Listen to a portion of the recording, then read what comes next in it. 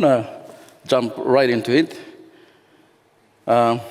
Thank you, moderator, for ensuring that all protocols have been observed. So I've got 21 slides, and I'll try to complete it in 15 minutes.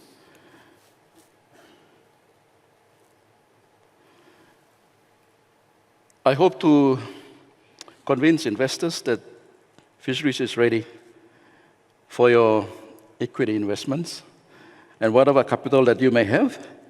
And I hope that I can convince you that there is so much potential in the fishery sector, and that we've set clear targets to achieving those, narrowing the gap in terms of the potential and the actuals that we've achieved to date, and the level of capital investment that will be required in tapping that potential.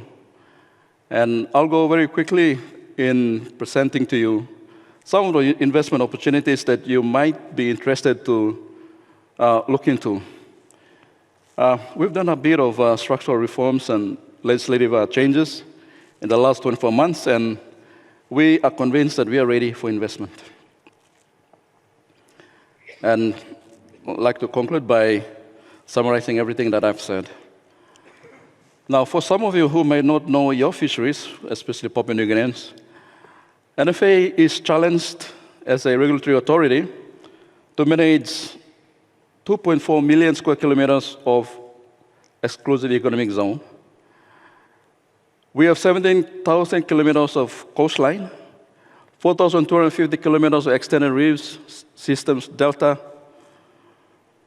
floodplains, lagoons, 4,180 kilometer stretch of islands. It's a big challenge vested in an authority to manage. And if you can see the different waters on the map,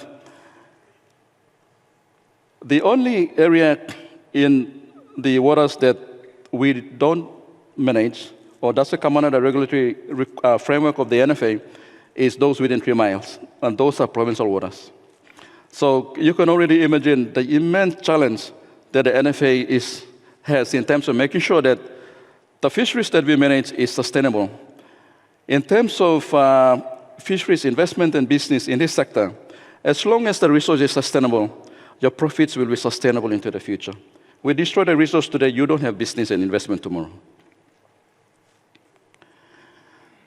Very quickly, these are the potential that our provinces have.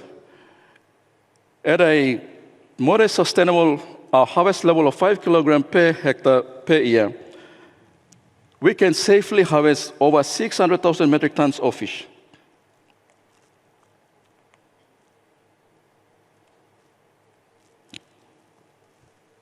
This is your potential in the provinces. From reefs and continental shelves. Over 600,000 metric tons of fish you can safely harvest at a modest, sustainable level of 20 kilograms per hectare per year. Now, what I presented very quickly in the first 3 slides is the potential of the fishery sector within our waters. The question is, have we really maximized that potential? I'll get to that. I thought that I should present this graph to show you that our fisheries resource, both in Papua New Guinea and in the region, is one of the most well-managed resources in terms of tuna. You see this green bar chart is to tell you that of all the oceans in the world, the Western and Central Pacific tuna fisheries is the most well-managed. What does it mean in terms of investment? It means that where the resource is abundant, that's where investment is attracted to.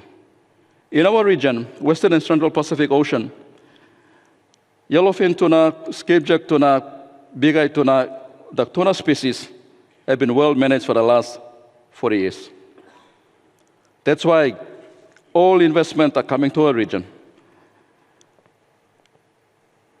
We harvest close to 3 million tons of tuna every year. 60% of the world global catch comes from our waters in terms of tuna is concerned. You might be wondering, why is it so important with this tuna business. The market value for tuna in 2022 was 5.9 billion. In 2028, it will be 50.2 billion. You got a huge market out there to tap. And you got a resource that is well managed in the region. And Papua New Guinea plays a very, very strategic and important role in ensuring that the resource that we manage is sustained. Now, what's Papua New Guinea's contribution to the 3 million tons of fish that is caught within our Western and Central Pacific waters? Towards the global catch of almost 300 million tons of tuna, we contribute 17%. That's massive. Within the region, we contribute 33%. And within what I call the PNM member countries, those are the countries along the equator that contribute 60% to the global tuna catch. We control 50%. Papua New Guinea is a very, very powerful player in as far as tuna fisheries is concerned in the world. Now, estimates of potential annual production value. How have we been doing so far? If you look at the estimates, conservative numbers I'm presenting here. The value of the fishery, Papua New Guinea's fishery, is over $1 billion US, or over $4 billion US. And those values can be extracted from different sectors: offshore fishery, coastal fisheries, and aquaculture inland fisheries. And I like to point out from all these sub-fishery sectors, one sector that has so much investment potential that is still yet to be tapped is the aquaculture and inland fisheries, with $405 million US yet to be generated from. There is your opportunity right there. That is still to be tapped. Value in terms of that value against the current value. Actually, so far, we are operating at 30% of the production output of the value of the sector, meaning that of all the value that can be generated in the sector, we are only generating 30% of it. 70% is still to be generated. And therefore, we need investment. And we've set some targets in terms of government over the next couple of years to 2030. Against 2022 baseline with regards to increasing productive capacity of fisheries through commercial scale aquaculture, we've been generating around 20 million in 2020, 27 million. In this year, we've already generated 60 million. By 2030, we want to see that sector grow to a 200 million kina sector. We also have set targets to increase productive capacity of commercial fisheries through commercial scale capture fisheries. Basically, that means fisheries that is not farmed. So you can see the numbers there. We have been on the rise. We have been increasing the productive capacity of the sector. And you can see we will be seeing a lot of tuna landings, and the productive capacity of tuna from the 5 or 6 canneries that now we have in the country, we are looking at producing over 1,000 metric tons of fish per day. Also, we like to say that by 2030, from domestic fisheries development, we like to see more of Papua New Guineans getting involved in this sector. Currently, we are generating around 70 businesses, Papua New Guineans involved in this business, but by 2030, we want to see the number increase to 130. And we've set ourselves some really ambitious targets to grow the sector to a 10%, to grow the sector from current 3.1% this year, of GDP to 10% by 2030. We want to see employment increase to around 60,000. Our people need employment. We have to start creating those employments. But we need investment to tap that potential. For coastal fisheries, we would be needing around 250 million. For offshore fisheries, 300 million. For inland and aquaculture, we will be needing 100 million kina every year as capital injections to expand the productive capacity of the sectors. So for the fishery sector on the whole, we will be needing 650 million to trigger growth in the sector so that we can achieve all those targets that we've set ourselves with. For the National Fisheries Authority, we've set aside like 40% of our budget to go into infrastructure development. We've had some support from the government, but we feel that we need more money. So if I had to ask government for capital injection to grow the sector, I'll be asking them for 650 million kina. Having said all that, I think investors will also have a very important role to play. But we have to provide investment opportunities so that you can put equity and capital work, you can make money. I'm not going to go through this because of, in the interest of time. I think the presentation will be distributed so you can have a look at it.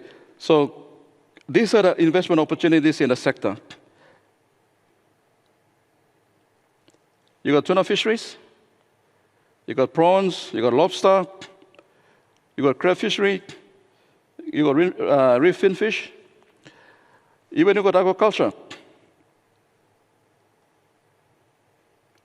So what have we been doing in the last 24 months or the last 2 years or since the current government came into power? This is what we have been doing so that we can be investor ready. We are going in a big way to broaden the sector so that the fishery sector in Papua New Guinea is not only dependent on tuna, tuna being the most valuable and the biggest sector, but we are broadening the sector now to bring more Papua New Guineans into the sector. We are commercializing the inland and aquaculture sector, noting that there is $405 million to be made from this sector. So we've been pumping money into inland and aquaculture sector.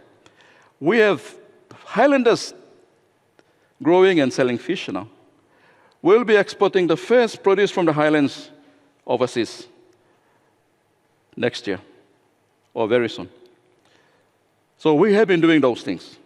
Coastal fisheries development rollout programs from Manus all the way to Alotau, from Bougainville all the way along our coastlines. We are rolling out those programs. Downstream processing and valuating. We are expanding on market access opportunities. We are trying to, load that flight that comes from Guangzhou to Port Moresby like 3 times a week. We have to increase the throughput on that plane. We've expanded into the Chinese market. There are 79 companies in the fishery sector that are already registered on the Chinese GICC system to access the Chinese market. We're doing those things so that before people go fishing or before they start doing aquaculture, all those things, they know that their fish is already sold. Establishment of a sectoral SOE. For the first time in the history of NFA, we have tapped into the commercial space.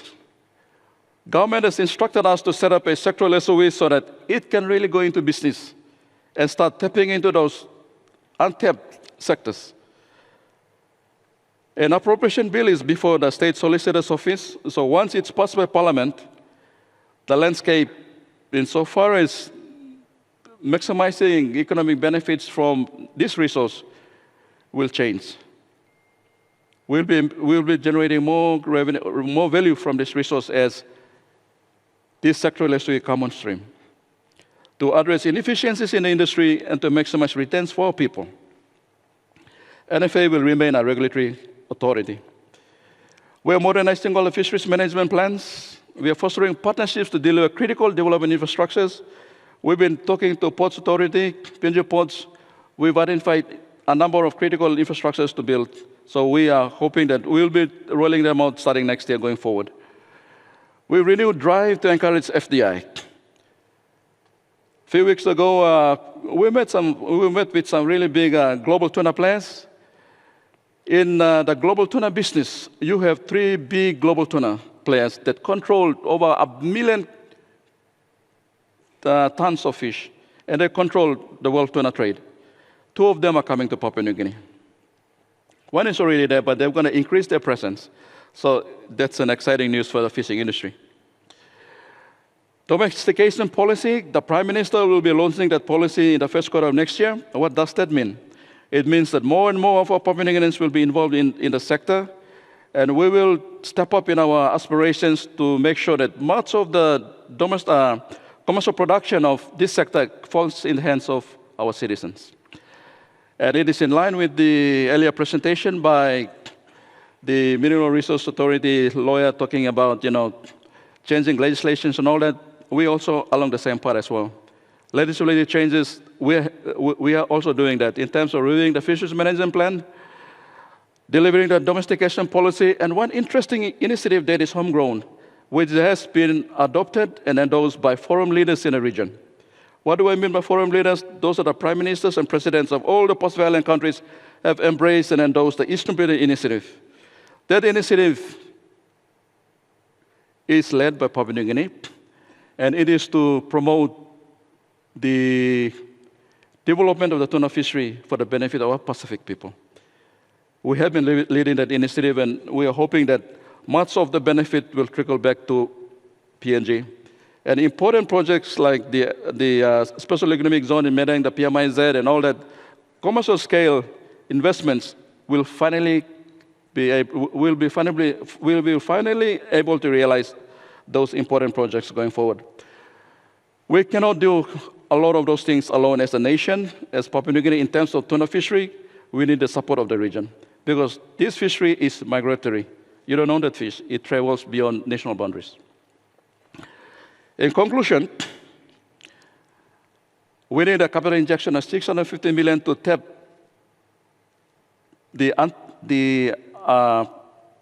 the sector, to grow the sector. Potential value of the sector stands at around 4.78 million kina, which is around $968 million US dollars. So investors, it's up for the taking. You got that value to be generated, it's there. So those are the value yet to be realized. So we are investor ready in terms of welcoming FDIs, in terms of welcoming super funds, in terms of welcoming those in the petroleum, gas sectors. I know you have a lot of money out there. If you're looking for money, if you're looking for investment opportunities, or to put where your monies can go to benefiting communities, you have fishery sector to consider. In terms of our corporate social responsibility programs, we have been rolling out over 30 million kina every year to support schools, to support all those community-based activities. We can match that and we can work together. In terms of those potential investment in those areas. So with everything that I've said, what are we basically trying to do here? That's basically our fisheries contribution to a 200 billion kina economy by 2030, where we want to grow and contribute to GDP from our current 2.7% to 10%. So these are all the efforts that we are doing. And definitely we will be needing capital investment. We will be needing investment both domestic and foreign. And we are happy to work with anyone who's trying to see where they can invest those dollars or those kinas. We will be happy to run you through the regulatory processes and requirements and everything that you need to know. Thank you.